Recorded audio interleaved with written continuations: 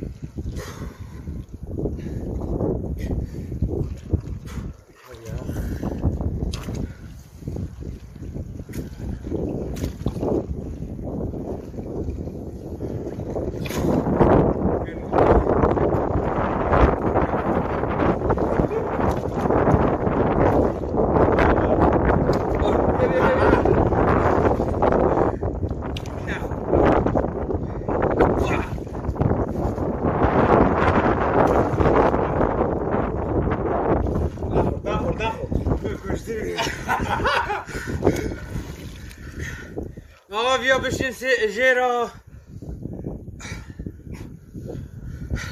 سرمای شدید ماشاءالله.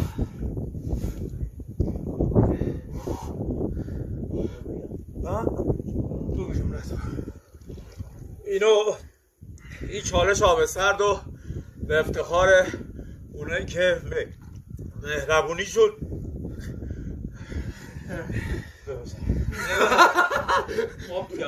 واقعا سخته. اونایی که این شرایط رو تجربه کردن میدونن این کار چقدر سخته. آقا به افتخار اونایی که مهربونیشون سیاست نیست، سبک زندگیشونه.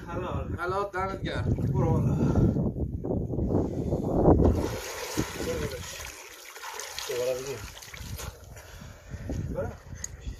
برو.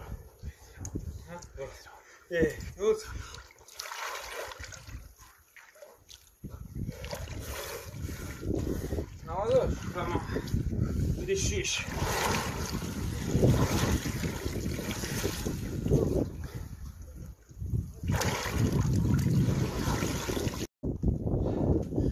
آقا امروز 8 اسفند 1403 شب